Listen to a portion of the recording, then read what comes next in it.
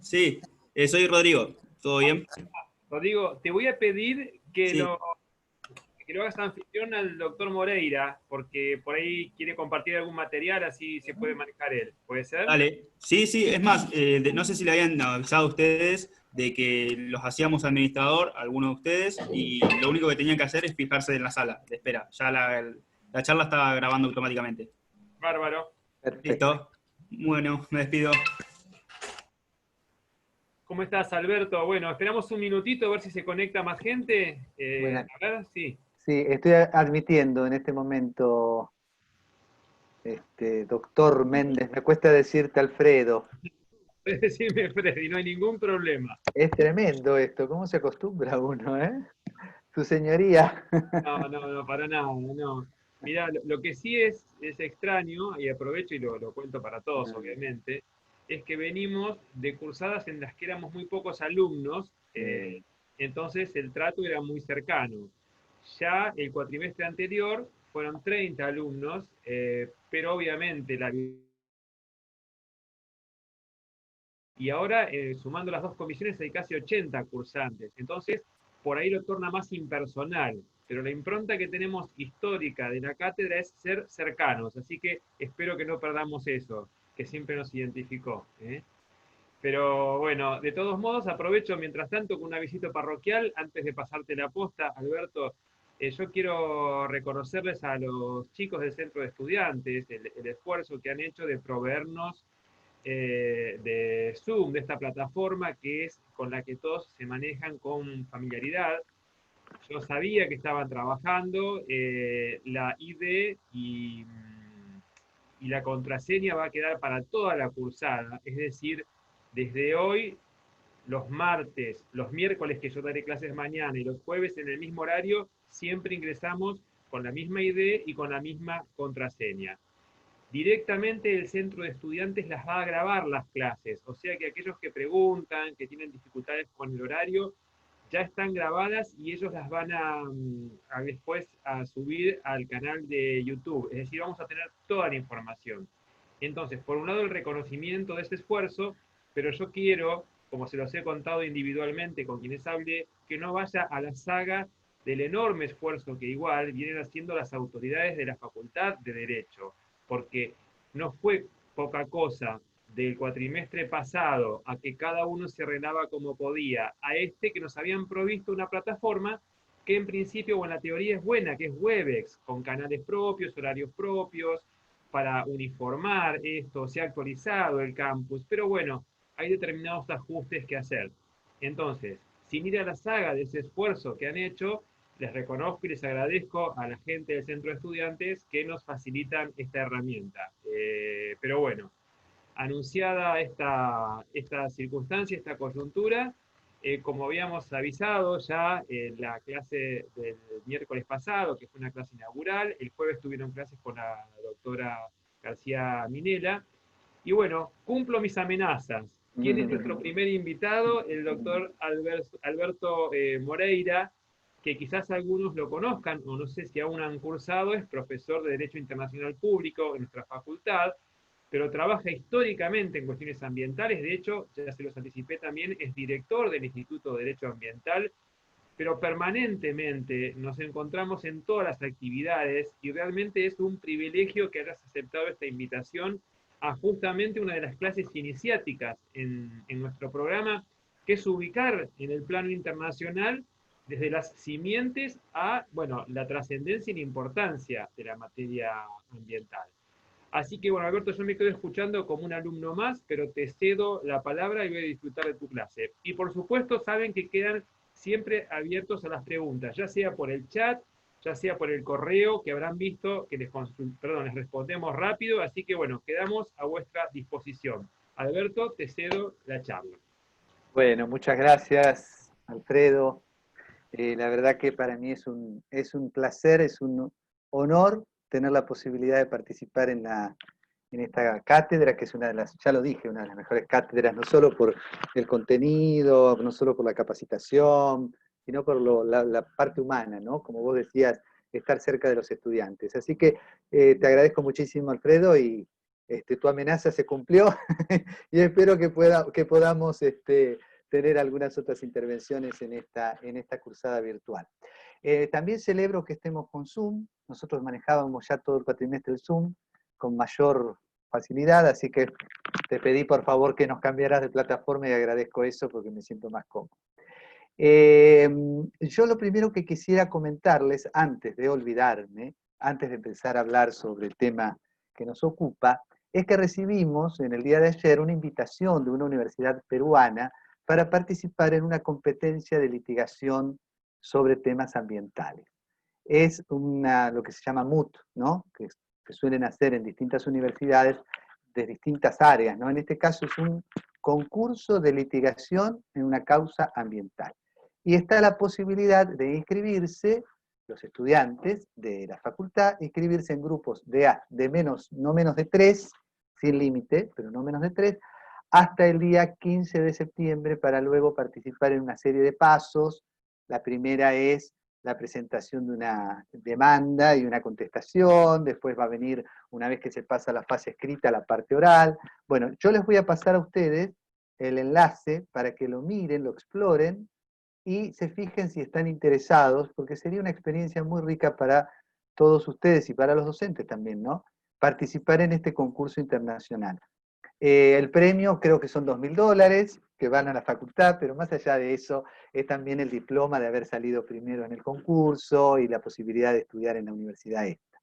Me parece que es una oportunidad linda. Yo les voy a pedir que lo miren, lo analicen, no tenemos mucho tiempo, pero si hay algún estudiante que esté interesado y pueden ponerse de acuerdo, armar un equipito y entonces podríamos hacer esta experiencia.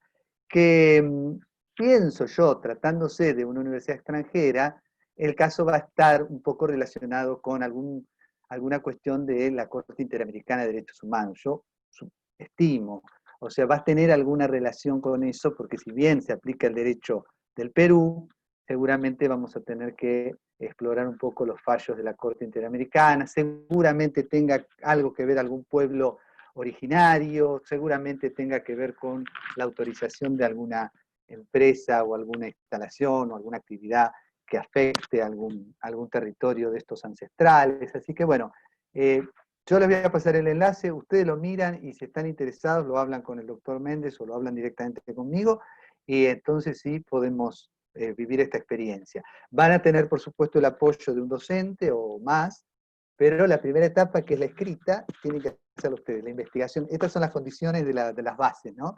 Tienen que, a ver si pudiera compartir aunque sea, a ver si puedo compartir aunque sea un poquitito ya acá. Sí, a ver si puedo.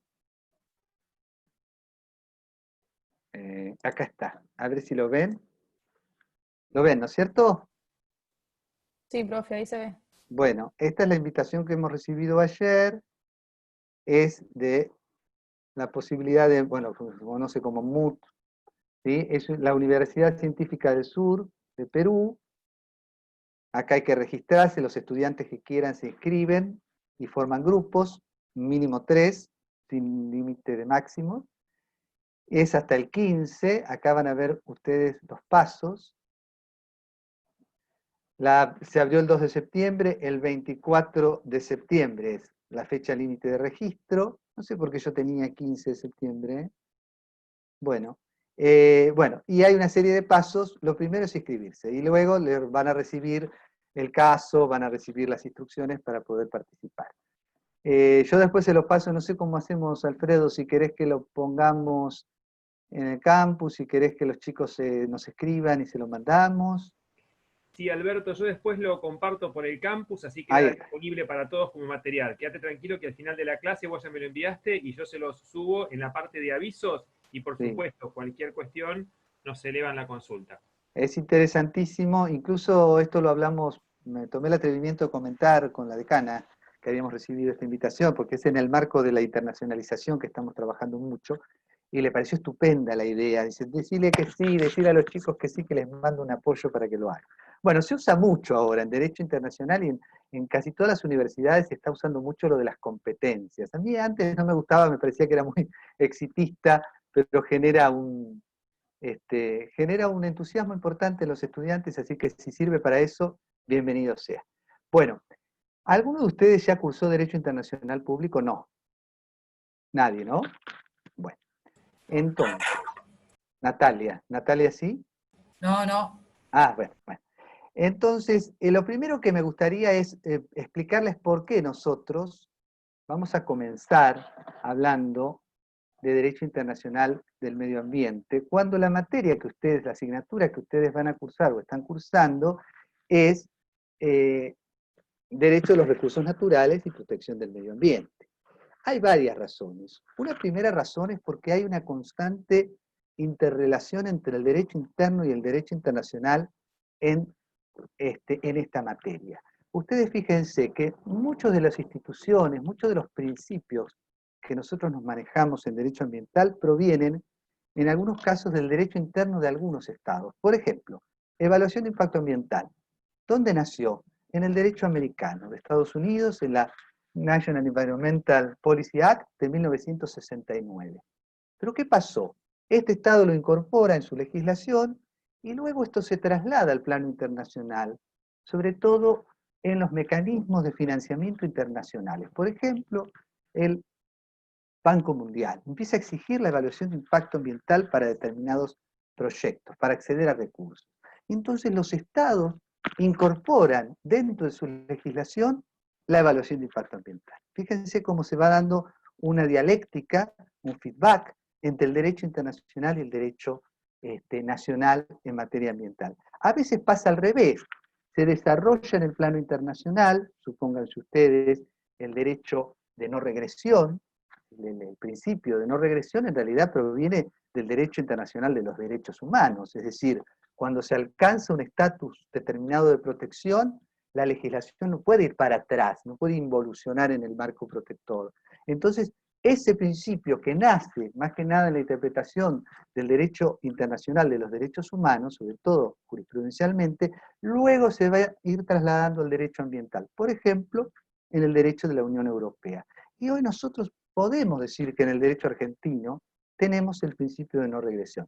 Bueno, lo tenemos como principio de progresividad en la Ley General del Ambiente, pero la jurisprudencia nuestra, sobre todo la Corte de la Provincia, ya ha dicho que el principio engloba los dos, la progresividad y la no regresión.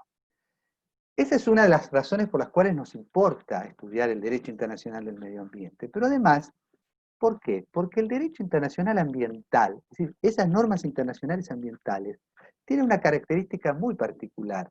Los estados se comprometen, pero a aplicarlas dentro del territorio de sus estados. Supónganse, vuelvo con la evaluación de impacto ambiental. Los estados se comprometen a llevar a cabo una evaluación de impacto ambiental. ¿Dónde? En los ámbitos bajo su jurisdicción. Entonces tienen que legislar y establecer cuáles son los mecanismos para exigir la evaluación de impacto ambiental. La participación ciudadana, los accesos, los 3 accesos a las cuestiones ambientales. También los estados se comprometen ¿a dónde? En su ámbito interno. Entonces fíjense que el derecho internacional ambiental descansa, reposa en la efectividad del Estado Nacional. Y si nosotros lo vemos desde el punto de vista del derecho argentino, ¿por qué será importante estudiar el derecho internacional del medio ambiente? ¿Qué les parece a ustedes? Primero porque desde la reforma de la Constitución del 94 se ha reconocido el derecho al ambiente sano, ¿no? Como un derecho consagrado constitucionalmente. Pero además porque también en esa modificación de la Constitución del 94 se modificó el estatus o el nivel jerárquico de los tratados internacionales. A partir de esta reforma no queda en duda de que los tratados internacionales son ley suprema, es decir, que están por encima de las leyes nacionales y provinciales. Estamos hablando de los tratados internacionales de los cuales el Estado se aparte. ¿Por qué? Porque los ha ratificado en el plano internacional.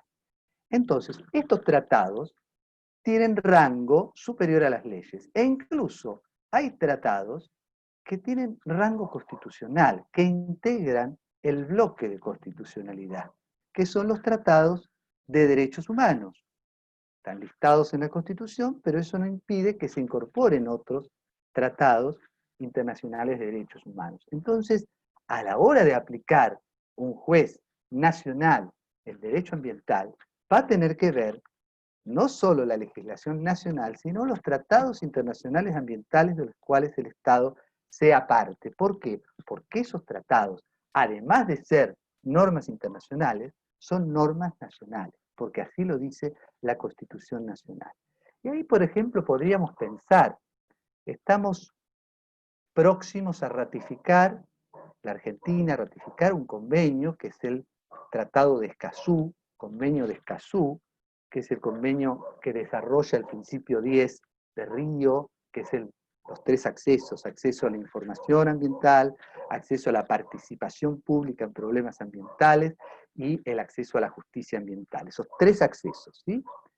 Argentina está próxima a ratificar ese tratado internacional. Ya tiene media sanción, el Senado lo aprobó, falta la Cámara de Diputados. La pregunta que nos hacemos nosotros ¿es un tratado de derechos humanos? Porque no integra el sistema interamericano de derechos humanos, tampoco integra el sistema universal de promoción y protección de los derechos humanos. Si fuera un tratado de derechos humanos, primero requiere una mayoría especial para su aprobación, pero además también requiere una mayoría especial para que el Estado se desvincule de ese tratado. Y además porque tendría rango constitucional, integraría el bloque de constitucionalidad. Bueno, estos son los debates que se están dando ahora en la doctrina respecto del convenio de Escazú, para que comprendan cómo va constantemente dialogando el derecho internacional con el derecho interno. ¿Hasta acá vamos bien?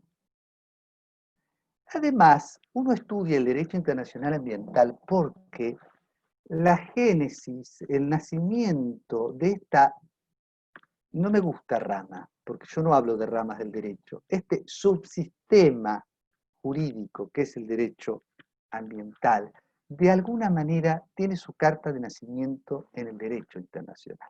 Ustedes me dirán, pero ¿cómo? Antes de la década del 60 del siglo pasado, o de la década del 70 del siglo pasado, no había normas ambientales. ¿Sí? ¿No había normas que protegían determinados recursos? Sí. El derecho de los recursos naturales es muy anterior a esto, ya lo van a ver con el doctor Méndez. Pero la perspectiva, la mirada, el enfoque era otro. Cuando uno habla de recursos naturales, como se estudiaba antes, y si bien es cierto que en normas de recursos naturales uno encuentra normas de protección ambiental, el enfoque a la problemática es otro. El enfoque es cómo hacemos para utilizar de la mejor manera posible los recursos naturales. ¿Cómo hacemos para establecer los contratos que rigen en determinado tipo de actividad que afecta a recursos naturales? En ese utilizar de la mejor manera vamos a encontrar medidas de protección. Pero el derecho ambiental avanza más porque pone el foco justamente en la protección del medio ambiente o del ambiente como un bien jurídico. Como un bien jurídico. ¿Sí?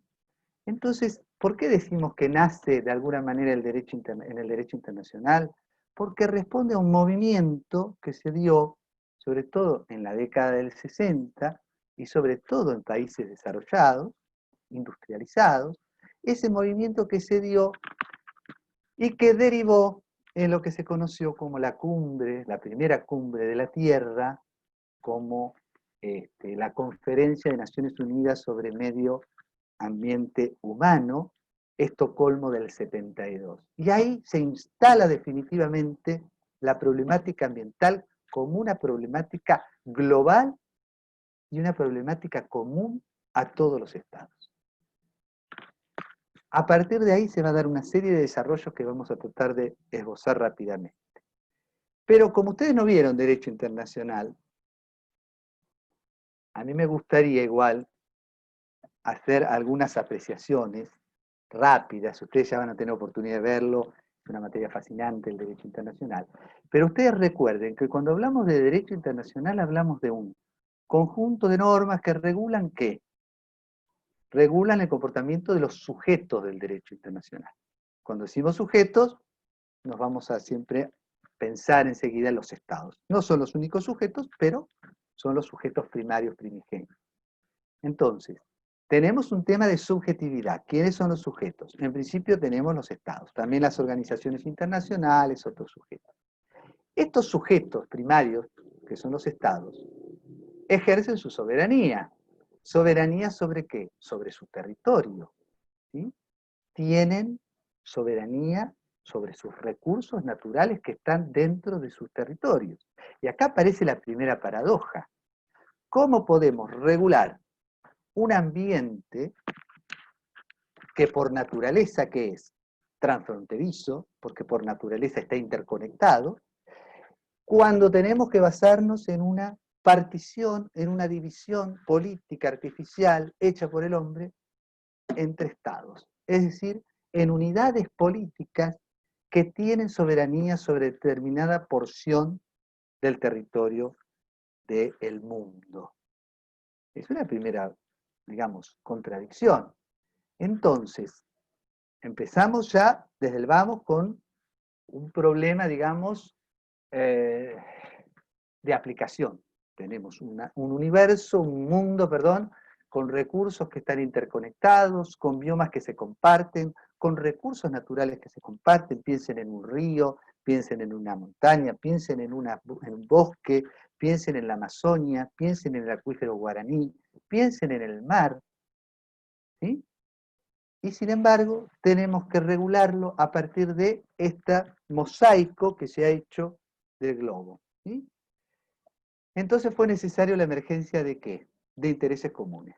Decir, bueno, señores, está bien el Estado, está bien la soberanía, el ejercicio de potestades en su territorio, pero también acá hay intereses que son comunes, que ya exceden el interés particular del Estado. Entonces ahí emergen valores compartidos por la comunidad internacional que requieren un tratamiento diferente.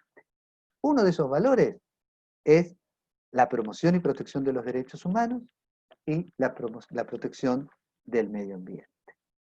Entonces, en el derecho internacional general, estos dos campos producen una modificación normativa a partir de la emergencia de ¿qué? De intereses comunes que superan la visión interestatal del derecho internacional. ¿Sí?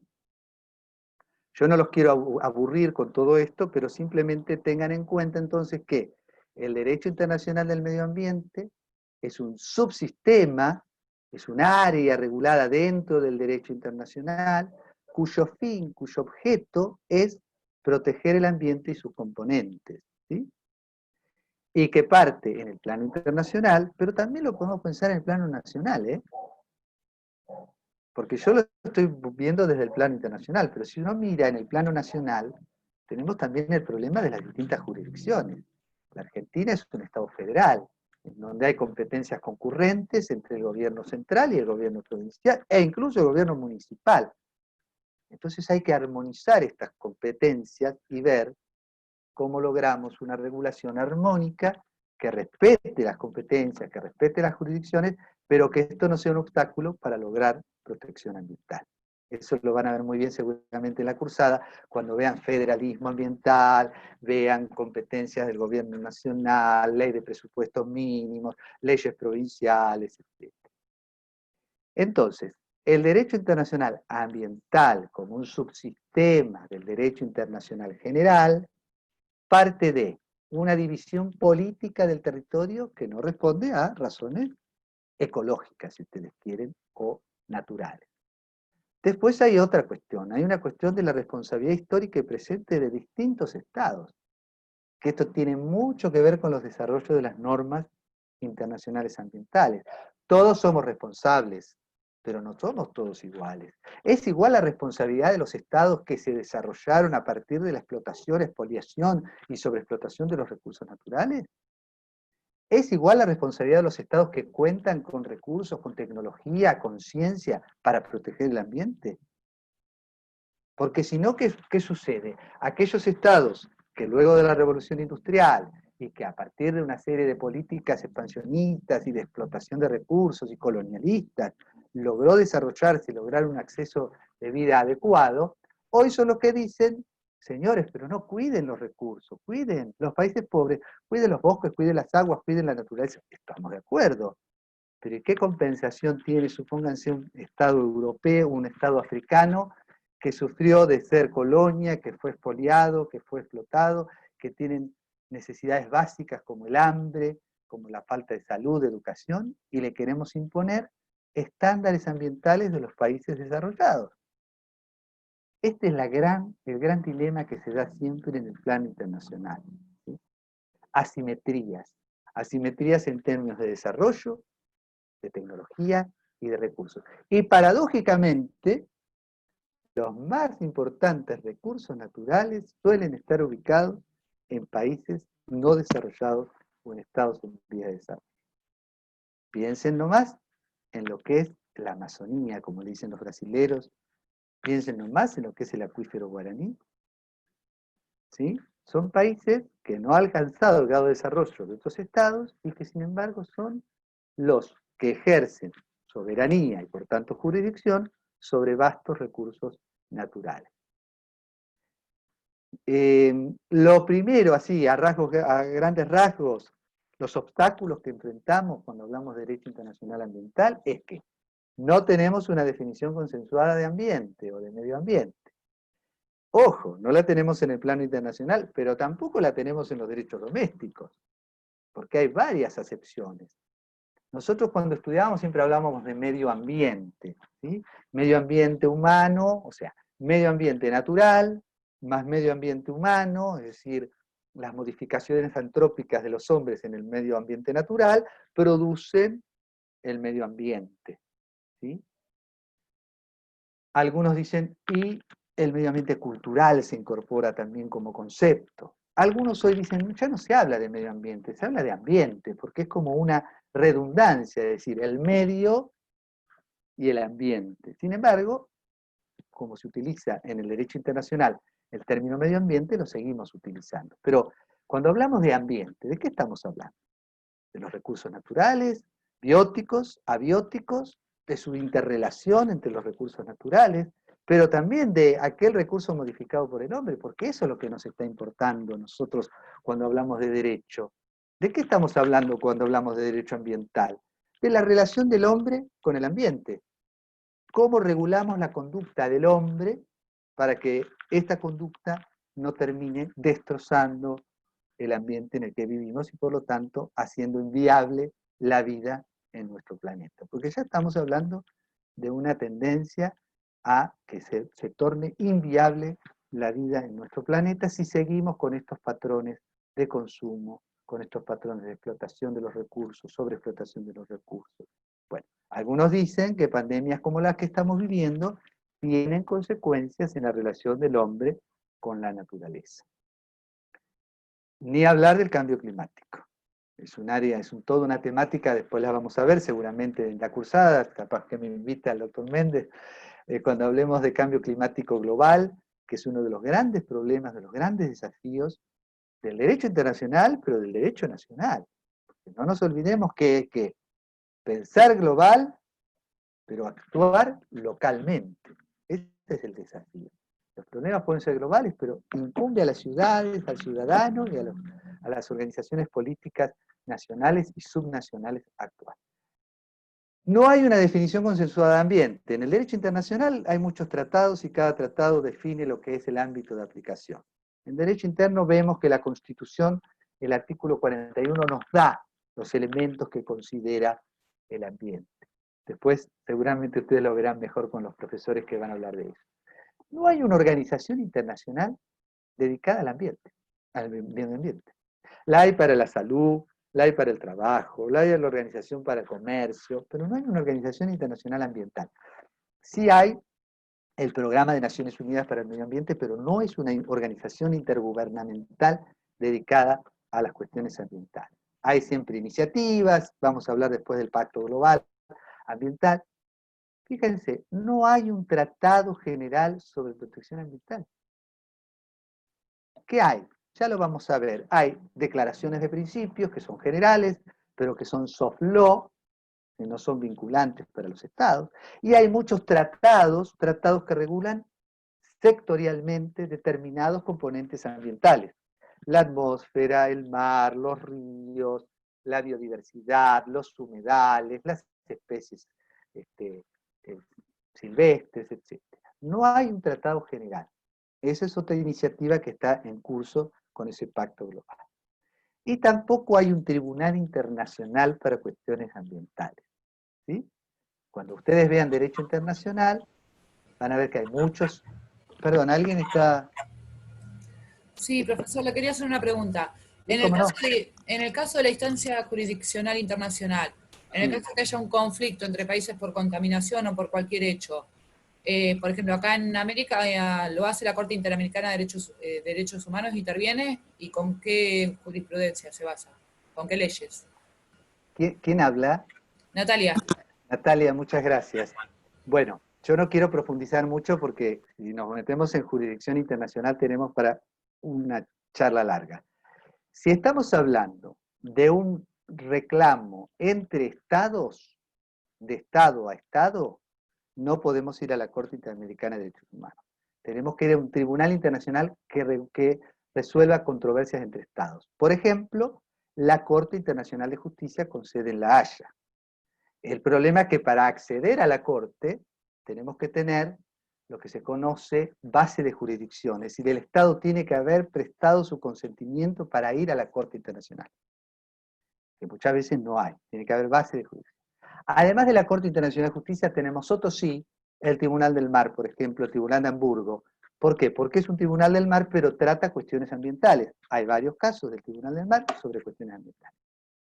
Ahora, si es una cuestión que vincula a los ciudadanos con su Estado, y ese Estado es parte en un sistema de promoción y protección de derechos humanos, por ejemplo, el sistema interamericano, podríamos llegar a la Corte Interamericana de Derechos Humanos, pero no es de Estado a Estado ahí, es un ciudadano que va a una instancia internacional como la Corte Interamericana porque es parte del sistema, pero previamente tiene que haber pasado por la Comisión Interamericana de Derechos Humanos, para que ese reclamo pueda tener andamiaje en la Corte Interamericana. ¿Y qué aplicará la Corte Interamericana de Derechos Humanos? Y aplicará la Convención Interamericana de Derechos Humanos, Pacto de San José de Costa Rica, aplicará el Protocolo de San Salvador, que habla del derecho ambiental, hasta que se aprobó la Carta Africana de Derechos Humanos, era el único instrumento internacional que hablaba del derecho a un ambiente sano. Aplicará los otros tratados internacionales que tengan que ver con cuestiones ambientales y aplicará la jurisprudencia de la propia Corte Interamericana. Si tenemos tiempo, yo les he traído bastantes casos de la jurisprudencia, pero bueno, lo primero que tenemos que tener en claro es qué tipo de reclamo es, o sea, qué controversia es, si es entre estados, entre sujetos de derecho internacional o entre un particular y un estado, ¿sí? Acá tenemos a alguien que está ingresando, así que lo vamos a admitir. Bueno, no sé, Natalia, si te quedó claro. Sí, muchas gracias, profesor. Gracias a vos. Esto lo van a ver mucho en derecho internacional, por eso tampoco quiero avanzar de más, porque si no, no vamos a poder llegar. Y acá yo señalé algunos de los hitos fundamentales en el desarrollo del derecho internacional ambiental que después va a repercutir en el derecho interno, ¿sí? Lo primero que habíamos dicho es la cumbre de Estocolmo, ¿sí? Fíjense, es la Conferencia de Naciones Unidas sobre Medio Ambiente Humano, año 1972. El 5 de junio comienza. ¿Por qué anoté 5 de junio? Porque cuando nosotros en el Instituto de Ambiental celebramos el Día del Ambiente, se celebra el 5 de junio, y siempre decimos, ¿por qué se celebra el 5 de junio el Día del Ambiente? Y bueno, porque ese día comenzó la Conferencia de Naciones Unidas sobre Medio Ambiente Humano de Estocolmo del 72. Es muy importante porque instala en la agenda internacional la problemática ambiental. En esta cumbre lo que se adopta, lo que se aprueba, es una declaración con 26 principios, los principios de Estocolmo. Ahora, tienen que saber que una declaración aprobada por una conferencia no es un tratado, no es vinculante para los estados, es lo que se conoce en derecho internacional como soft law, derecho blando o en formación. Y ustedes me dirán, bueno, pero entonces si no es vinculante, ¿por qué es importante? Bueno, por el impacto que tuvo en las legislaciones nacionales, por el impacto que tuvo en otros tratados internacionales, comienza a partir del 72 este movimiento del derecho internacional ambiental. ¿A partir de qué? Del empuje de la sociedad civil, porque a partir de grandes problemas ambientales que se habían producido y de grandes doctrinarios que habían escrito. Y acá ya se ve, en la cumbre de Estocolmo, dos tendencias. La tendencia biocentrista y la tendencia antropocentrista, que la llegamos a ver hoy.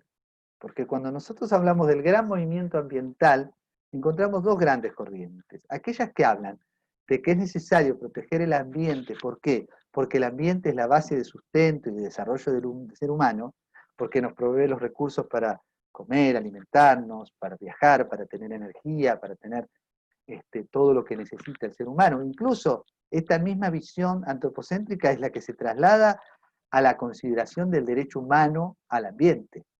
¿Por qué? Porque pone en el centro al ser humano. Es una mirada antropocéntrica. Y junto a ella hay una mirada biocéntrica, que es la que sostiene que el ser humano es una especie más dentro del planeta y debe relacionarse armónicamente con los otros sujetos, algunos dicen. Ahora vamos a ver. Por lo tanto, no está en el centro de la preocupación. El ambiente per se es un bien jurídico que debe ser protegido por sí mismo.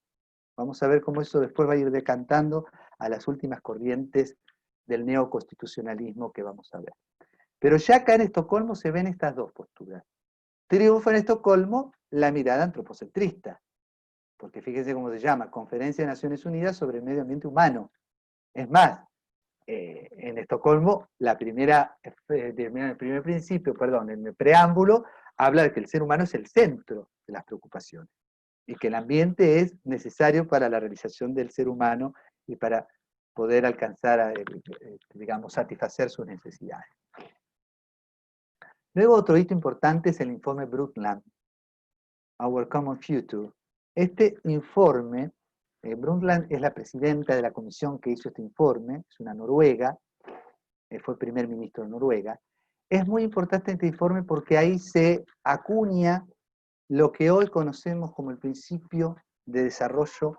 Primero se hablaba sustentable, hoy se habla más sostenible, pero en definitiva este principio que es un paradigma que ingresó en el derecho internacional y en el derecho nacional, y es aquel que propone que el desarrollo, que es una aspiración del mundo en su conjunto global, debe atender al menos tres pilares.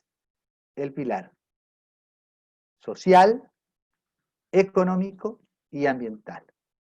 Un desarrollo sustentable es aquel que atiende a los tres factores en una suerte de equilibrio. Trata de alguna manera de armonizar la necesidad de desarrollo para satisfacer las necesidades de los humanos. Fíjense que hay, vuelvo a insistir, hay estados en donde se sufre hambre, pero hambre como un problema crónico. No estamos hablando ni siquiera de desnutrición, porque podemos hablar de hambre y podemos hablar de inseguridad alimentaria, que es otro nivel. Pero cuando nosotros hoy vemos que dentro de los objetivos de la comunidad internacional, los ODS, está erradicar el hambre, nos debería dar vergüenza. Cuando nosotros vemos que uno de los grandes problemas del mundo es la falta de acceso al agua potable. Hay 3 millones de personas que no acceden al agua. Entonces, ¿cómo conciliamos esa necesidad de desarrollo, aspecto social, económico, porque para el desarrollo la economía es una de las herramientas, entre ellas el comercio, con los aspectos ambientales? Entonces la solución, la síntesis sería este desarrollo sostenible o desarrollo sustentable, que es aquel que atiende a los tres pilares en cada una de las políticas, en cada una de las miradas, en cada una de las interpretaciones jurídicas. Deberíamos tener este paradigma de desarrollo sostenible. Ustedes me dirán, y bueno, pero ¿cómo se pondera ese equilibrio entre las tres? Ustedes supónganse que hablamos de minería. Mucha gente está en contra de la minería a cielo abierto, los problemas que trae en materia de agua, la contaminación. Pregúntenle al poblador de un pueblo minero, que vive de la mina, un pueblo entero, ¿qué opina de cerrar la mina? ¿Qué les parece que les va a contestar? Y sin embargo, hay que encontrar una solución. No, porque es la principal actividad económica. Ustedes piensen ahora, por ejemplo, en un pueblo tradicional que está sentado en un territorio tradicional, en donde se traza una ruta, el Estado Nacional decide trazar una carretera, porque es necesario, es importante, una carretera para poder acceder de un lugar al otro, para llevar mercadería, para comer. Fíjense cómo van chocando siempre los intereses. ¿Qué es más importante? El desarrollo, la economía, el ambiente, satisfacer las necesidades de hambre. La pandemia, por ejemplo, puso en evidencia toda esta digamos, contradicción. ¿Sí? La pandemia nos puso en evidencia. Es necesaria tanta producción, es necesaria tanta actividad económica, es necesario tanto desplazamiento, es necesaria tantos autos, tanto consumo de combustibles fósiles. Supónganse, pensando un poco en las variables o los indicadores ambientales que se dieron después del parate comercial que hubo, por ejemplo, en China. Todos decíamos, ¿pero qué pasó? Se redujeron hasta un 14% las emisiones de gases de efecto invernadero. Señores, pero entonces podemos frenar esto. Se puede frenar. Claro, lo primero que hicieron en cuanto se levantaron las restricciones es volver a los mismos patrones. Bueno, todos estos temas son los que se discuten cuando hablamos de ambiente, cuando hablamos de normas ambientales. Es lo que yo llamo telón de fondo, el sustrato, porque de nada sirve si nosotros miramos la norma pelada, el artículo, si miramos la convención o el artículo de la ley, si no nos damos cuenta que esa ley va a tener varias dimensiones, una dimensión normológica, una dimensión diquelógica y una dimensión sociológica, si aceptamos la teoría tríptica del derecho. Entonces tenemos la norma, la sociedad que está detrás y la ética. La ética, en este caso, ambiental es muy importante, ¿no? Bueno, el informe Brundtland, ¿por qué es importante? Porque allí se acuña el principio de desarrollo sustentable, que vuelvo a decir, hoy en el plano internacional se habla más de sostenibilidad después de la cumbre de Johannesburgo. No voy a entrar en eso. Cumbre de Río, ¿por qué es tan importante la cumbre de Río? La cumbre de 92. Es la cumbre de la Tierra, fue la conferencia internacional más grande, más importante, con más participación. En ella que se pusieron a la firma 2 tratados internacionales muy importantes, el Convenio Marco de Naciones Unidas sobre Cambio Climático y el Convenio de Diversidad Biológica. Son 2 tratados, 2 AMUMAS, Acuerdos Multilaterales Ambientales, muy importantes. Además se adoptó la Declaración de Río, que son los principios de Río, y además una agenda, que es la Agenda 21. Fíjense. Pero además es muy importante porque la cumbre de Río impacta mucho en las legislaciones nacionales y en las constituciones de los estados. Porque a partir de la década del 90 se van a dar muchas modificaciones constitucionales en donde va a incorporarse la cuestión ambiental como una cuestión constitucional. El caso de la Argentina es un ejemplo, ¿no? La reforma del 94. Llegaremos luego a constituciones más avanzadas, como la Constitución de Ecuador, que es la tendencia que se ve ahora, que es la Constitución en donde directamente reconoce la subjetividad del ambiente, o sea, el ambiente como un sujeto de derecho, la Pachamama como sujeto de derecho. Que esta es la última tendencia que estamos viendo ahora en el plano internacional y local. Luego tenemos la cumbre de Johannesburgo, 2002. Esta cumbre, fíjense, 72, 92, 2002, siempre como conmemorando Estocolmo. Esta cumbre no trae muchos resultados. Acá es lo que se trata de revisar un poco lo que se logró en Río del 92. ¿Por qué? Porque en Río del 92 se dio muy claro el enfrentamiento entre países desarrollados y países en vías de desarrollo. Ahí se palpó mucho esta dicotomía en donde los estados en vías de desarrollo, muchos estados africanos, muchos estados americanos, reclamaban una responsabilidad diferente de los países desarrollados. Y sobre todo, ¿en qué se traduce esta responsabilidad diferente? En la transferencia de recursos financieros para poder llevar a cabo políticas ambientales. Ahí es una de las claves de las negociaciones internacionales. Es decir, los estados en vías de desarrollo o emergentes reclaman a los países poderosos que le transfieran recursos para poder implementar las políticas ambientales que son necesarias para el Estado y para los otros estados. Piensen ustedes en el problema del cambio climático. Lo que haga un Estado dentro de su territorio tiene impacto en la atmósfera que va a compartir el mundo todo. Entonces es lógico que aquellos estados que han contribuido más a la contaminación, aquellos estados que contaminan más, por ejemplo, emiten gases de efecto invernadero mucha mayor cantidad que otros. Estados Unidos era el primer emisor, ahora es China, pero son pocos estados los que producen el 60% de los gases de efecto invernadero. Entonces es lógico que estos estados que son los que más producen también tengan una responsabilidad diferente. Y además es lógico que si el Estado no puede cubrir sus necesidades esenciales, no puede darle a su población alimentos, no puede darle agua, no está en condiciones tampoco de implementar políticas ni de saneamiento, ni de reconversión energética, ni de cuidado de la biodiversidad. Entonces, esa discusión se centró mucho, esa fue una de las discusiones muy importantes en Río, sobre todo en materia de mecanismos de financiamiento y de transferencia de tecnología, que es otro de los grandes temas, ¿sí? Los países reclaman que se les transfiera tecnología, pero no que se les transfiera el paquete económico, tecnológico, porque transferir el paquete tecnológico vuelve a generar dependencia de los estados subdesarrollados. Lo que se requiere es que se transfiera la tecnología para poder desarrollarla en el Estado. Es lo que pasa con las vacunas, si ustedes lo piensan, ¿eh? La vacuna del COVID. Está diciendo, bueno, pero ¿nos van a transferir la tecnología para desarrollar la vacuna en nuestro Estado? Esto tiene que ver con todo. Bueno, la cumbre de Río +20, que es a los 20 años de Río, cumbre.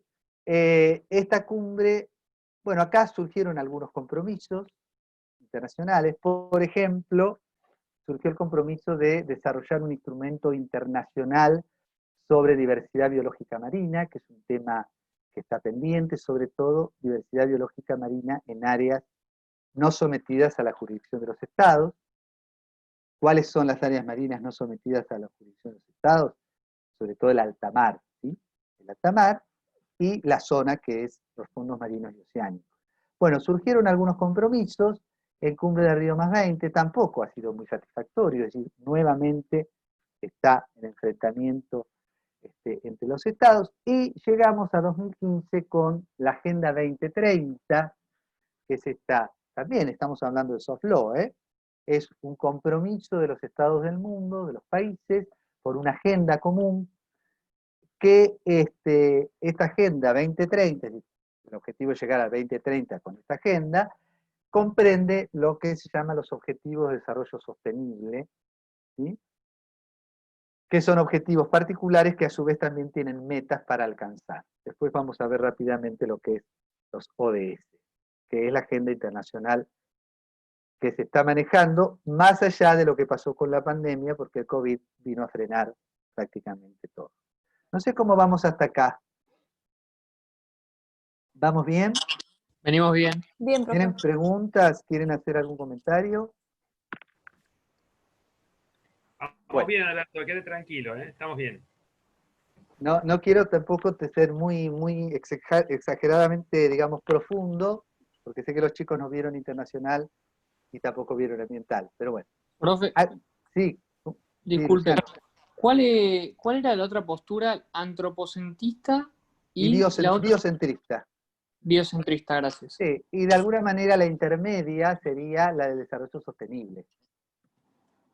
Vendría a ser una mirada Perfecto. intermedia, ¿sí? Porque Perfecto. trata de equilibrar la necesidad de desarrollo, los problemas sociales, problemas, por ejemplo, acceso al agua, acceso al alimento, alimentos saludables, acceso a energía, a calefacción, son todos problemas sociales, pero sin descuidar la protección del ambiente y sin descuidar lo que muchos postulan es la necesidad de la economía, que la economía, digamos, pueda ser una herramienta al servicio de estos objetivos. Bueno, y dentro de la economía un factor que es el comercio, ¿sí? El comercio internacional como uno de los factores. Bien, gracias a vos, Luciano.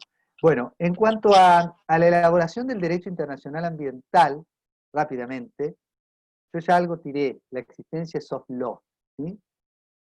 Soft law, derecho blando, derecho flexible.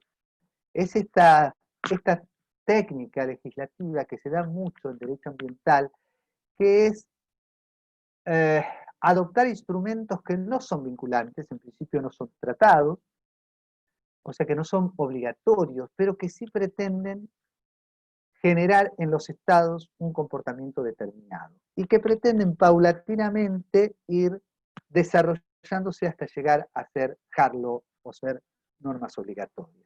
¿Por qué? Porque como es muy difícil que los estados asuman compromisos fuertes, entonces es preferible, como esta técnica, decir, bueno, los estados tratarán, los estados promoverán, ¿sí?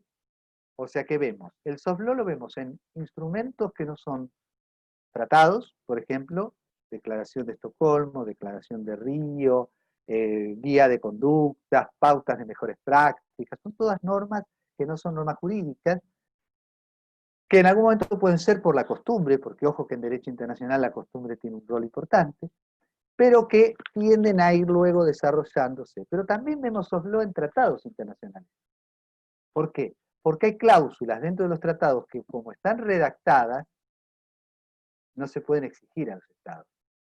Muchas cláusulas en los tratados ambientales son lo que con la doctrina se habla soft law material. Está en un tratado internacional que dejarlo, pero bueno, a la hora de querer hacer cumplir esa norma, como está redactada de manera ambigua, de manera que deja mucho margen de discreción, o no hay mecanismos para forzar el cumplimiento.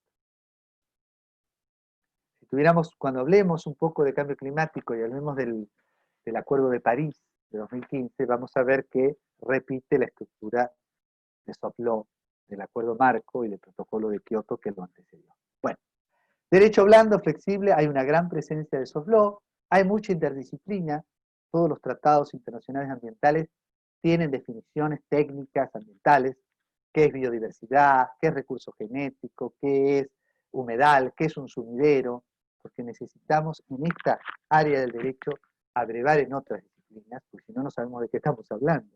Ya el mismo concepto de ambiente, el mismo concepto de ecología, ¿sí? Y acá hay mucha participación de actores de la realidad, porque así como decía que los sujetos en derecho internacional son algunos pocos, hay muchos actores que están en la escena. ¿Y esos actores quiénes serán? Por un lado, los agentes económicos, las multinacionales, las cámaras de pescadores, las cámaras de farmacéuticas, los productores de semillas, de transgénicos, todos esos actores de la realidad están siempre presentes en esto. Y también están las ONG, las organizaciones no gubernamentales ambientalistas, que tienen un rol muy importante, ¿sí? En las negociaciones, en las elaboraciones de textos, en impulsar cambios, en generar modificaciones. También pasa en el derecho interno, porque no nos olvidemos que muchos de los cambios se dan a partir de la sociedad civil que reclama, que exige, que se moviliza para lograr cambios legislativos en esto. Y lo que les decía antes, que no había un tratado general, lo que ha sucedido en el derecho internacional es que hay una regulación sectorial, ¿sí? Es decir, hay normas ambientales que protegen determinados componentes ambientales. En el derecho interno argentino, supónganse, si nosotros tomamos, tenemos la Constitución Nacional y tenemos la Ley General del Ambiente, además de las leyes generales de cada provincia, que de alguna manera hacen una regulación general, omnicomprensiva del ambiente en todas sus componentes. En el derecho internacional esto no pasa. Tenemos que ir al acuerdo marco sobre diversidad, al acuerdo de diversidad biológica, al acuerdo marco sobre cambio climático y el protocolo de Kioto que fue modificado por el acuerdo de París. Tenemos que ir al Tratado Ramsar sobre humedales de importancia internacional, tenemos que hablar de la CONVEMAR que regula en la parte 12 el medio ambiente marino, tenemos que hablar del Tratado de Naciones Unidas sobre recursos de agua. Fíjense, un montón de tratados internacionales que regulan de manera sectorial. Y en el derecho internacional ambiental, como en el derecho interno, la prevención tiene un rol fundamental. ¿Por qué? Porque no podemos esperar a que se produzca el daño. En derecho ambiental, tanto nacional como internacional, lo que se intenta es la prevención del daño. Y si se produce el daño, la recomposición del ambiente que ha sido dañado. En este caso hay diferencias con los regímenes de responsabilidad comunes, ¿sí? No me voy a meter mucho en responsabilidad porque sé que van a tener un capítulo sobre responsabilidad por daño ambiental.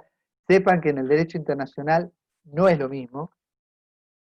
Nosotros publicamos un libro hace unos años en Colombia, yo dirigí un libro sobre responsabilidad del Estado por daño ambiental, es diferente al sistema interno, todavía es peor que en el sistema de derecho nacional. La prevención es fundamental. Una vez que se produce el daño, a veces no se puede reparar, porque hay daños que no se pueden reparar, a veces no se puede cuantificar el daño ambiental, no sabemos hasta dónde los efectos deletéreos pueden seguir produciéndose a partir del paso del tiempo. Hoy estamos viendo, por ejemplo, consecuencias de la explosión de Chernobyl, ¿sí? Hoy estamos viendo algunas consecuencias del uso de glifosatos en la salud de las personas, todavía no se ha podido, es decir, no sabemos el daño ambiental vinculado con el ambiente y la salud también, ¿no? No sabemos muchas veces hasta dónde va a llegar los daños acumulativos, además, que se pueden dar en materia ambiental. Y en unos casos, aunque se pudiera remediar o reparar, los costos son altísimos, que generarían incluso la suspensión de alguna actividad que es necesaria o que es útil, ¿sí? Volvemos a los derrames, por ejemplo, los derrames de hidrocarburos. Las consecuencias de los derrames de hidrocarburos son tremendas y no se pueden dimensionar, y los costos para la remediación son muy altos. Entonces, ¿qué es mejor? El remedio que la enfermedad. Entonces, en derecho ambiental y en derecho internacional ambiental, la prevención cumple un rol central. Por eso, los tratados prevén mecanismos que no son coercitivos, volvemos al soft law, pero lo que tienden es a que el Estado cumpla y prevenga. Por ejemplo, ¿qué mecanismos? Y la elaboración de informes anuales de los Estados sobre las medidas que está tomando. Se presentan informes, se presentan políticas, en cambio climático, por ejemplo, lo que se llama contribuciones voluntarias de reducción de emisiones. Entonces, se buscan instrumentos, mecanismos que lo que alientan es que el Estado cumpla y que no se produzca el daño ambiental. ¿Hasta acá vamos bien? Bueno, esto ya es demasiado espinoso para ustedes, porque no han visto derecho internacional. Simplemente decir que en derecho internacional ambiental la costumbre cumple un rol importante, sobre todo en lo que se llama daño transfronterizo, el daño que de una actividad en un territorio, pero que los efectos van a producirse en el territorio de otro Estado o de áreas no sometidas a la jurisdicción del Estado. Y dentro de la costumbre, el deber de prevención y el deber de llevar a cabo una evaluación de impacto ambiental, que esto es algo bastante novedoso. ¿Por qué?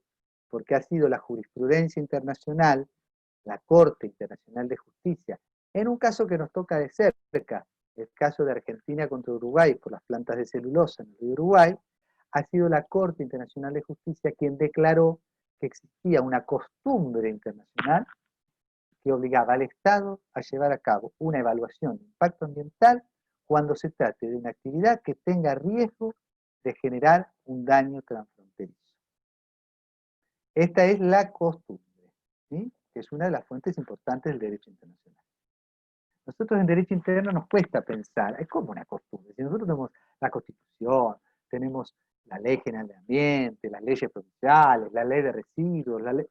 Bueno, en derecho internacional la costumbre cumple un rol muy importante. Es fuente creativa y creadora de norma jurídica internacional, y acá tenemos los las obligaciones generadas por la costumbre internacional. La cooperación es una obligación internacional de los estados, cooperar entre ellos, ¿sí? Luego tenemos convenciones, muchas. Dijimos que no había un tratado general, pero hay muchas, cientos, 1500 tratados internacionales ambientales, dicen algunos. Hay tratados AMUMAS, acuerdos multilaterales ambientales, pero también hay bilaterales, hay regionales, ¿sí? Y después tenemos este mare magnum acá, que es principios de enfoques, que yo no quiero marearlos, porque cuando ustedes vean derecho nacional, se van a encontrar con la Ley General del Ambiente, que habla de los principios que son los principios que rigen de la política ambiental de Argentina. Y ahí ustedes van a encontrar varios principios. En derecho internacional no es tan claro. No todos los principios son normas obligatorias, algunos son enfoques. ¿Por qué? Porque los estados no han querido reconocerlo, no han consolidado una norma obligatoria. El ejemplo más claro es el principio precautorio. En derecho interno decimos, el principio precautorio, la jurisprudencia lo ha aplicado, la Corte de la Provincia de Buenos Aires. En derecho internacional no está claro. Los estados no quieren reconocerlo como un principio y hablan de un enfoque, un approach, ¿sí?, que sirve para interpretar las normas, pero no tiene, digamos, carácter normativo per se. Fíjense, qué diferente. Esto reténganlo para cuando vean derecho internacional ambiental. No tienen el mismo contenido en el plano internacional los principios que en el plano nacional. En el plano internacional algunos son principios, son normas de la costumbre. Fíjense, evaluación de impacto ambiental. En derecho nacional es un principio. En derecho internacional es un principio, pero en realidad es una costumbre. No los quiero marear. Bueno, acá les listé varios principios que están como reclamando carta de ciudadanía en el derecho internacional, pero no todos están consolidados. Enfoque precautorio, quien contamina paga, internalización del costo, responsabilidad intergeneracional, etc. Bueno, no voy a entrar a la jurisprudencia porque lo van a ver seguramente más adelante. Es muy interesante ver la jurisprudencia internacional, porque a partir de ella es como que se ha ido consolidando no solo normas de la costumbre, sino es muy importante acá una opinión consultiva de la Corte Internacional de Justicia del año 1996, ilicitud de la amenaza o empleo de armas nucleares. ¿Por qué es tan importante esta opinión consultiva? No por lo que dijo, porque no resolvió, porque en definitiva salió por la tangente, la Corte no se pidió sobre lo que se le preguntaba, que era algo muy concreto, si era lícito o no usar armas nucleares. Pero lo que sí dijo, cosificó al ambiente. En este párrafo 29, la Corte Internacional de Justicia reconoció que el medio ambiente no es una abstracción, representa el espacio de vida, la calidad de vida, la salud de la humanidad, incluidas las generaciones futuras. ¿Por qué es tan importante? Porque acá lo separa del principio de soberanía. Hasta ahora lo que venía diciendo la Corte y los tribunales era, bueno, sí, en virtud del principio de soberanía, ningún Estado puede dañar al otro Estado, entonces debe prevenir el daño transfronterizo. Acá lo cosifica al ambiente como un bien jurídico protegido más allá del interés nacional. Por eso es tan interesante esta opinión consultiva. Bueno, caso de las plantas de celulosa, en algún momento lo tienen que ver, porque acá Argentina tuvo que ver, y es muy interesante porque se consolida el principio de evaluación de impacto ambiental, pero nos deja con el mal sabor de que no se aprobó el daño ambiental. Bueno, caso de las casas de ballenas, bueno, hay casos muy interesantes, y les traigo a colación este caso, que es bastante reciente, que es de Costa Rica contra Nicaragua, que es la primera vez en donde la Corte Internacional de Justicia determinó una indemnización por daño ambiental. Algo que para nosotros ya es más común en derecho interno, pero que sea común no quiere decir que no sea difícil, porque determinar la indemnización por daño ambiental es muy difícil. En derecho interno también, hay distintos métodos, ¿sí?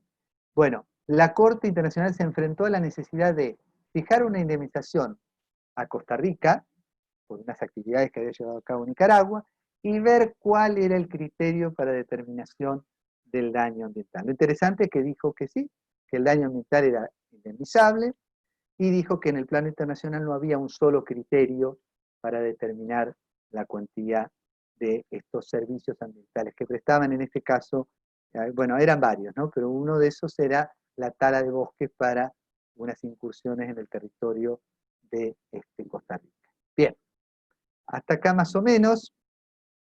¿Cuáles son los desafíos del derecho internacional ambiental? Bueno, no estoy hablando de desafíos en términos de cuáles son los riesgos ambientales, no voy a hablar, sí, la biodiversidad, la desertificación, no, a nivel jurídico.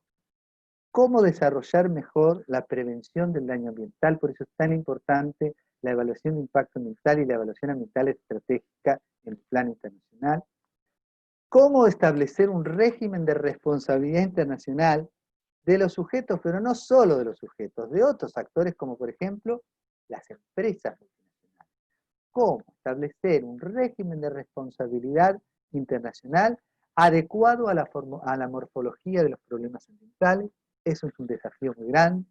¿Y cómo hacer posible la cooperación intergeneracional, que tiene que ser una cooperación con rasgos de solidaridad entre estados? Es el nudo que puede desatando este nudo podemos desatar después problemas particulares como por ejemplo el cambio climático, etc. Bien, dentro de esta evolución, yo no sé cómo voy con el tiempo, Freddy. Sí, Estamos mal. mira, estamos pasados un poquito de 7:30, 8 menos 20, así que estamos bien. Si te Porque hacen falta unos minutitos más, estamos perfectos. a mí me dan carta blanca y estamos a la noche charlando sobre estos temas y ofreciéndoles a ustedes que participen. Yo les dije que se había dado un proceso desde derecho interno a internacional, del internacional al derecho interno. Sobre todo se dio a partir de Estocolmo del 72, a partir de visualizar a los problemas ambientales como problemas de la humanidad. ¿Por qué? Porque el medio ambiente era necesario a los fines de que satisfacer las necesidades del ser humano. Por eso Estocolmo del 72. Pero paralelamente se fue dando dos campos normativos en el derecho internacional. Bueno, también les dije que a partir del 92 hubo como una constitucionalismo verde en muchas constituciones del mundo que incorporaron el ambiente como una de las garantías que el Estado debía brindar. Se dio paralelamente el desarrollo del derecho internacional de los derechos humanos y del derecho internacional ambiental. Se dio una relación sinérgica no exenta de conflictos. ¿Por qué sinérgica? Porque como el derecho internacional del medio ambiente adolecía y adolece de esos problemas que yo les dije, mucho soft law, pocas obligaciones vinculantes, pocos mecanismos para forzar el cumplimiento, poca voluntad del Estado, se utilizó mucho el sistema de promoción y protección de los derechos humanos para alcanzar objetivos ambientales. Entonces, ¿qué pasó? Como los sistemas de promoción y protección de los derechos humanos regionales tienen estructuras mucho más importantes, como por ejemplo, cortes, comisiones, muchas veces se utilizó y se utiliza los sistemas de promoción de los derechos humanos para objetivos ambientales. Entonces se ha dado esta relación sinérgica. Acá yo les traje algunas apostillas de un gran profesor brasilero, Augusto Cansado Trindade, que fue juez y presidente de la Corte Interamericana de Derechos Humanos y que actualmente es juez de la Corte Internacional de Justicia. En la Corte Interamericana de Derechos Humanos él fue voz cantante, llevaba hacia adelante la jurisprudencia de la Corte Interamericana. En la Corte Internacional pasa lo contrario porque tiene mucha resistencia. La Corte Internacional de Justicia, acuérdense, resuelve conflictos entre estados, es una corte más conservadora, es una corte mucho menos progresista. Bueno, él habla de un paralelismo en estos dos campos regulatorios, ¿sí? Y varias características comunes. Reflejan valores superiores, que exceden el interés de los estados, son dos grandes desafíos. En definitiva, producen una erosión a la soberanía. ¿Por qué? Porque tanto derechos humanos como protección del ambiente limitan el accionar del Estado nacional. En un lado, el trato hasta sus ciudadanos a partir del respeto y promoción de los derechos humanos. Pero en el derecho ambiental también, ¿por qué? Porque limitan el accionar en pos de proteger el territorio de otros estados, áreas no sometidas a la jurisdicción nacional, y ya vamos a ver incluso garantizar el ambiente sano como un derecho humano. Eso lo vamos a ver. Bueno, simplemente para que tengamos algunas de las características, no quiero tampoco ahondar mucho, pero lo que tienen que saber que se dio un gran debate entre la relación entre derecho humano y derecho al ambiente. Entonces algunos decían, bueno, ¿es necesario reconocer un derecho humano al ambiente? Si nosotros decimos que el ambiente es un presupuesto para el goce de los derechos humanos, ¿cómo puedo hablar de un derecho a la vida si no tengo un ambiente sano? ¿Cómo puedo hablar de un derecho a la salud si no tengo un ambiente sano? ¿Cómo puedo hablar de un derecho al agua, derecho humano al agua, a una alimentación saludable si no tengo un ambiente sano? Entonces muchos decían, ¿para qué vamos a identificarlo como un derecho autónomo si es un presupuesto que hace posible casi todos los otros derechos? Y si ustedes se fijan en la jurisprudencia del Tribunal Europeo de Derechos Humanos, como ellos no tienen en sus tratados el derecho al ambiente sano, se desarrolló la protección del ambiente vinculado con otros derechos. Por ejemplo, el derecho a la vida privada, el famoso caso López Ostra contra España. Bueno, acá les traje algunos casos, ¿no? Esto es mucho, yo sé que es mucho, les pido disculpas. No lo registren, tengan en cuenta cómo se ha dado una incorporación, una relación sinérgica entre los dos campos, hasta llegar al reconocimiento del derecho humano al ambiente sano hoy, por lo menos en el sistema interamericano y en el sistema africano, y cómo además ahora estamos hablando ya de un derecho, de una subjetividad, una etapa todavía superior, una subjetividad del ambiente, y si no del ambiente todo, de algunos factores del ambiente como sujeto de derecho, ya lo estamos viendo, por ejemplo, determinados ríos, determinadas reservas naturales como sujeto de derecho en determinados ordenamientos internos. Bueno, como yo les decía, el leading case es la Constitución de Ecuador, que directamente en la Constitución habla del derecho al buen vivir, el derecho al ambiente sano y la subjetividad de la Pachamama como sujeto de derecho. ¿Sí? Ya llegamos al extremo de considerarlo como sujeto. Ahí podemos discutirlo, yo he estado en Ecuador dando algunas charlas en la Universidad SEC y en otras universidades, y discutíamos sobre si es conveniente o no conveniente, por ejemplo, decir que un río es sujeto o no sujeto de derecho. Y si ustedes lo piensan, el derecho animal también tiene que ver con esto, ¿no? La posibilidad o no de atribuirle personalidad o subjetividad a los animales, a determinados animales. Algo que parecía muy loco. Ustedes saben que acá ha habido jurisprudencia señera, el caso de la orangutana Sandra, un fallo del juez Zaffaroni, que le reconoció determinada subjetividad a los animales sintientes, ¿sí? Aquellos animales que tienen la capacidad de sentir y que tienen un mismo derecho. Bueno, eso está, sépanlo, hay todo un desarrollo de doctrinas sobre atribuir subjetividad a determinados componentes o a determinados animales, incluso subjetividad a la naturaleza como sujeto de derecho. Hay todo un movimiento internacional, todo un movimiento de derecho de la naturaleza. Sepámoslo porque no podemos desconocerlo, porque se viene con mucha fuerza, sobre todo en la jurisprudencia de los altos tribunales de Colombia, de Ecuador. Hace muy poquito salió una sentencia muy importante en Colombia. Bien. En el ámbito interamericano, ¿qué pasó? Se dictó una opinión consultiva de la Corte Interamericana de Derechos Humanos, la opinión consultiva 23. Es la primera vez que la Corte Interamericana, no en un caso contencioso, sino en una opinión consultiva, pedida por Colombia, declara la existencia de un derecho autónomo, un derecho humano autónomo al ambiente sano, tomando para ello que el protocolo de San Salvador a la Convención Interamericana de Derechos Humanos, y además haciendo análisis de las constituciones de los países que integran el sistema y de determinada jurisprudencia. Bueno, la Corte Interamericana, recuérdenlo, en esta opinión consultiva 23, declaró que existe un derecho humano al medio ambiente sano. Y después desarrolló una serie de obligaciones de los estados, pero ya con relación a otros derechos humanos vinculados al ambiente. No voy a profundizar porque sé que la doctora, seguramente Gabriela García Minella, va a hablar de este tema. Hoy les comentaba algunos desarrollos, bueno, la Agenda 2030, que es esta agenda adoptada en 2015 en Naciones Unidas, que incluye los Objetivos de Desarrollo Sostenible.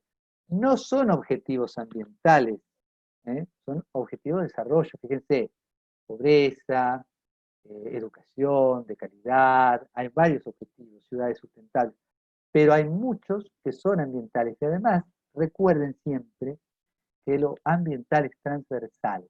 ¿Qué quiere decir esto? Que cruza todas las otras áreas. Entonces, nosotros podemos hablar de una ciudad sustentable, tenemos que hablar de ambiental. Queremos hablar de una vida submarina saludable, estamos hablando de ambiental. Queremos hablar de hambre, pobreza cero, estamos hablando de cuestiones ambientales, porque para llegar a la pobreza cero tenemos que ver los modos de producción de alimentos, qué tipos de alimentos, si estos alimentos cumplen con la seguridad alimentaria o no. Bueno, en fin. Y acá abajo, lo que ven acá, el Pacto Ambiental Global, es esta propuesta que ha sido propiciada sobre todo por Francia, de llegar a un tratado internacional global ambiental que recepte en un instrumento jurídicamente vinculante los principios ambientales que están en el soft law. Sobre todo eso. Es esta esa propuesta en el ámbito de Naciones Unidas de finalmente lograr un pacto ambiental global, que sería un tratado ambiental. Esto está bastante en veremos, lamentablemente no ha tenido mucho, si bien avanzó, no podemos todavía ver un futuro próximo positivo. Y como dato, también importante para que lo tengan en cuenta, porque se está hablando mucho, yo ya se los mencioné hace poco, este convenio de Escazú, que es regional, que es el Acuerdo Regional para el Acceso a la Información, Participación Pública y Acceso a la Justicia, adoptado en Escazú. Acá está desactualizado, ya tenemos 10 ratificaciones, 10 ratificaciones, estamos muy próximos a que entre en vigor el Tratado Internacional. Este tratado lo que hace es desarrollar los 3 accesos, es de alguna manera un desarrollo local del convenio ARUS de Europa, convenio de acceso, de los 3 accesos en Europa se llama convenio ARUS, pero tiene características particulares regionales muy interesantes. Yo di una conferencia el año pasado en Natal, en Brasil, que hablaba de la emancipación del convenio de Escazú, la emancipación de ARUS, porque tiene algunas connotaciones. En primer lugar, hay un tratamiento muy interesante de los grupos sometidos a vulnerabilidad.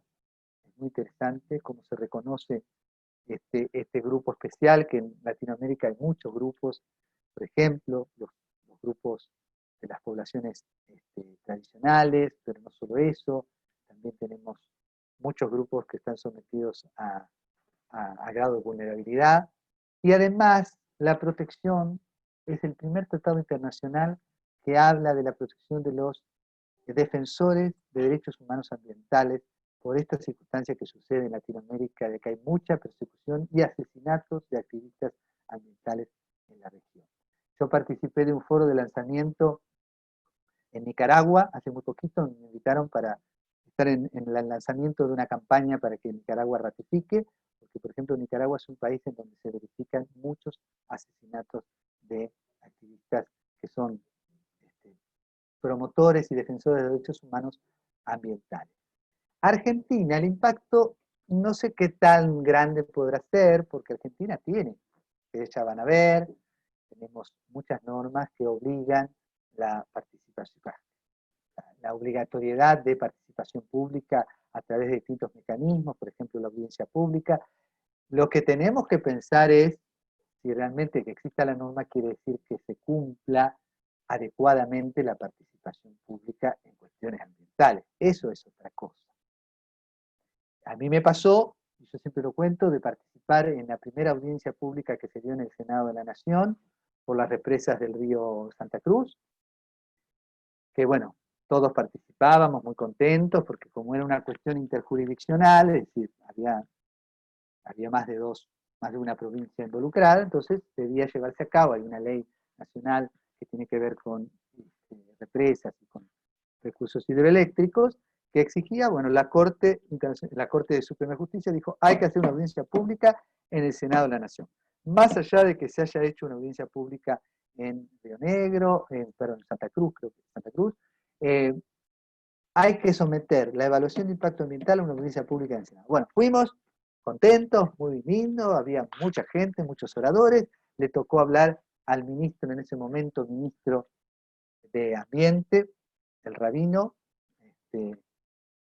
después sepan que el ministerio fue degradado a secretaría y nuevamente tenemos ministerio. Bueno, entonces dijo el ministro, bueno, estamos muy contentos que estamos haciendo la audiencia, porque ahora cuando ya terminamos esta audiencia podemos empezar con las obras. Claro, ahí fue estrepitoso el reclamo de los ambientalistas que estaban, porque sabían que era una formalidad la audiencia para sortear esta etapa y luego sí poder avanzar con las obras. Entonces, una cosa es que esté la ley, otra cosa es que la ley cumpla con los parámetros que este convenio de Escazú está exigiendo. Participación pública que ser oportuna, transparente, informada, con notificación de las poblaciones que puedan estar afectadas, en el idioma de las poblaciones, porque hay territorios que tienen distintas lenguas, que sea comprensible, etcétera, etcétera. En este contexto me gustaría rescatar el rol principalísimo que tiene la judicatura, que tienen los tribunales. Tanto en el plano internacional, hoy les nombraba la Corte Internacional de Justicia, la Corte Interamericana de Derechos Humanos, como en el plano nacional. Y no me canso de repetir lo que dice siempre el doctor Méndez, que tenemos una Corte Suprema de Justicia que tiene una gran impronta ambientalista y una Suprema Corte de la Provincia de Buenos Aires que también tiene una gran impronta ambientalista. En el caso de la Corte Suprema de Justicia, el caso Mendoza fue un leading case que ha sido estudiado en todos los países de la región. Por eso me parece que es muy importante el rol del juez internacional y del juez nacional para hacer cumplir la ley ambiental y sobre todo para producir cambios. No estoy tan de acuerdo con lo que escuché hace poco en unas charlas, de que incumbe a los políticos, al Poder Ejecutivo, las políticas ambientales. Estoy de acuerdo que incumbe al Poder político, pero la judicatura tiene un rol muy importante y además puede producir cambios importantes en la legislación. Así que bueno, de esta manera, rápidamente, un seminario de Derecho Internacional Ambiental lo hemos dado en 1 hora y media. Yo les pido 1000 disculpas porque yo sé que los atosigué de información. Lo interesante es que se lleven algún pantallazo general para ver cómo se interrelaciona el derecho internacional con el derecho interno en materia ambiental, cómo se produce un diálogo permanente, cómo el derecho internacional ambiental es parte del derecho nacional cuando son tratados que el Estado ha ratificado y por tanto están en vigor. Argentina es parte del sistema interamericano de derechos humanos, por lo tanto también debe ceñirse a la jurisprudencia de la Corte Interamericana de Derechos Humanos. En fin, un terreno hermoso como para que puedan zambullirse a estudiar, a investigar. Sé que van a tener una cursada hermosa y me gustaría despertar inquietud en algunos de ustedes como para hacer la experiencia de ir a esa litigación en cuestiones ambientales, que sería un desafío interesante para ustedes. Por ahora nada más. ¿Preguntas? Me encantaría que haya comentarios, preguntas. Bueno, Alberto, yo más que nada quiero aprovechar a agradecerte, no sé si me escuchás bien. Perfecto. Quiero agradecerte muchísimo porque es muy importante justamente comenzar abordando la cuestión ambiental desde este lado. De hecho, cuando consulten los clásicos, la obra de Mario Valls, de Eduardo Pigretti, todos comenzaban abordando la problemática ambiental desde un enfoque del derecho internacional. Así que tu aporte es riquísimo. Quédate tranquilo que estaba repasando en la bolilla 11, volvemos a hablar sobre algunos convenios internacionales, vamos a hablar desde Ramsar hasta sobre la UICN, etcétera, etcétera. O sea que seguramente te volveremos a invitar.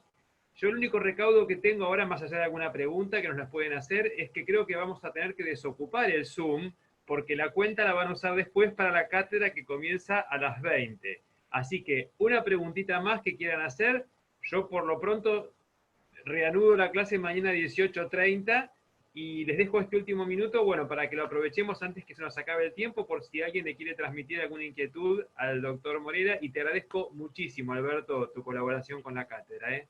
Gracias. Profe, disculpe, Te escucho, Luciano, sí, gracias. ¿qué vendría a ser como el tema central de todo lo que dio hoy como para estudiarlo? Porque dio mucha información y como que escribí tanto que no sé ya en qué enfocarme más que nada.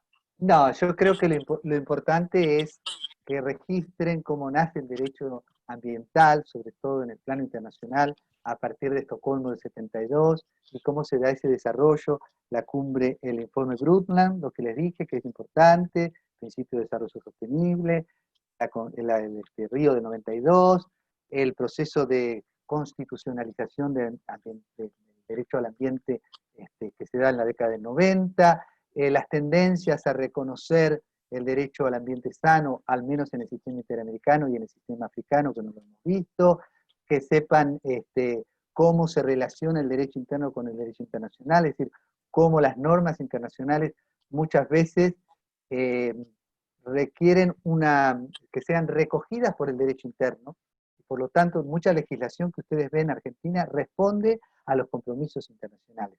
Cambio climático es el ejemplo paradigmático. Cuando ustedes vean cambio climático en derecho argentino, sepan que todo esto proviene del derecho internacional. Cuando vean biodiversidad, sepan que esto proviene del Acuerdo del 92 sobre diversidad biológica. ¿Sí? Bueno, en fin, hay mucho, pero que registren eso, que tengan en cuenta que los principios ambientales, muchos nacieron en el derecho internacional, otros no, nacieron en el derecho interno, pasaron al internacional, se produjo una mutación, no son equivalentes, no crean que porque esté recogido en el derecho argentino está también reconocido en el plano internacional. Algunos sí, algunos no. En fin, no sé. Y bueno, por supuesto tener en cuenta lo que hay en el trasfondo de todo esto, ¿no? ¿Sí? Bien. El telón de fondo de todo esto. Gracias. Bueno, muchas gracias a todos. Entonces nos veremos mañana a las 18:30. Alberto, otra vez gracias. Y bueno, liberamos el Zoom para los que vienen luego. Gracias. Muchas gracias, Freddy. Muchas gracias. Buenas tardes, gracias. Chao, profe, Chao, gracias. gracias, profe. Chao, muchas gracias.